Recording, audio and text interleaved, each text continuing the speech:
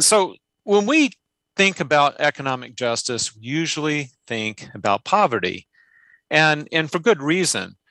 Most of the people that social workers help have low incomes, and they see their financial struggles day to day. But poverty is not the problem. First of all, poverty itself is just a measure of one's income at a single point in time. We should really be more concerned about economic mobility. Are people's incomes rising? Are they moving out of poverty and staying out of poverty? Besides, suppose your income was right at the federal poverty level. If you had just one more dollar, or even 500 more dollars, would you necessarily be better off? So consider these two households, both with 3 people in them. Household A has $20,000 a year in income, $10,000 in savings, nothing in student debt.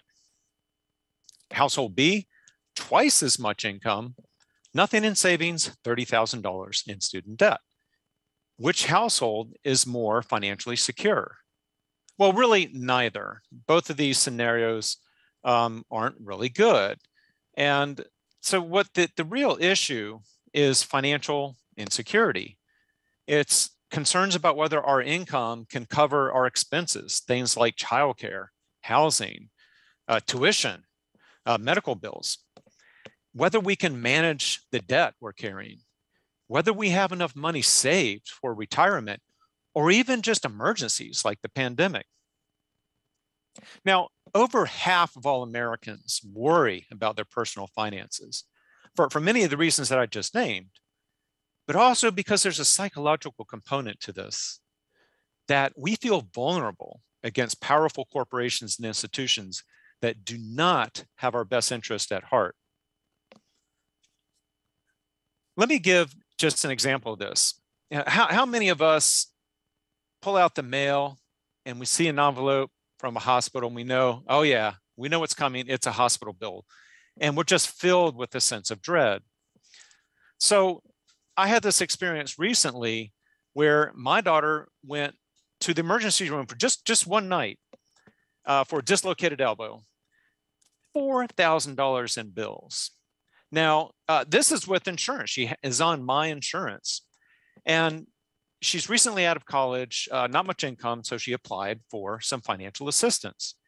Within days of that application, she got a call from the hospital saying, pay up now, or we're going to send your account to collections. Now,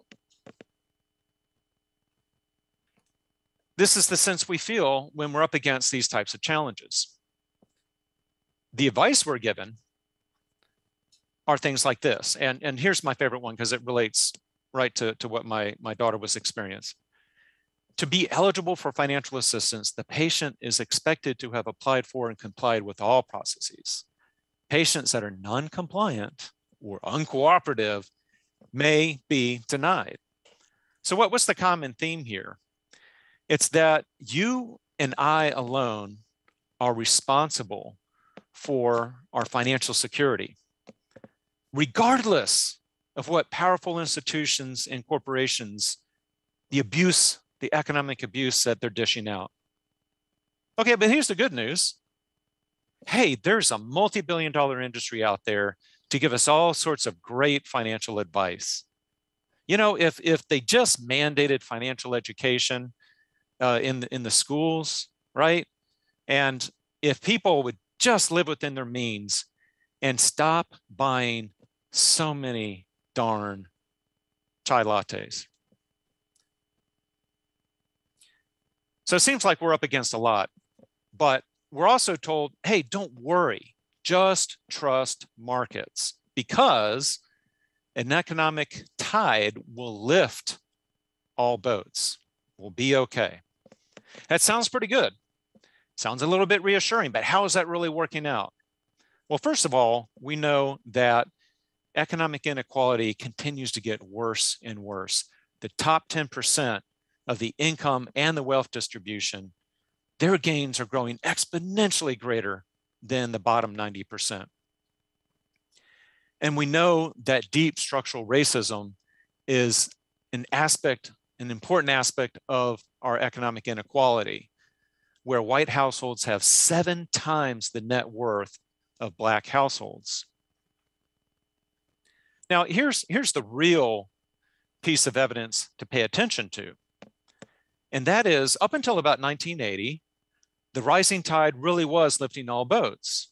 Our pay, our compensation was actually keeping up with economic productivity and growth. Over the past 40 years, that's not the case. Our pay is not keeping pace with economic growth, while investors are doing quite well and are getting richer and richer. So the only boats that are being lifted up by this tide are yachts. And we're using the threat of poverty to force millions of people into low-wage, crappy, and often unsafe jobs, disproportionately people of color. Are we responsible for our financial decisions? Do we make mistakes? Buy too many chai lattes? Can we make better financial decisions? Sure, all of that's true. But here's the real question.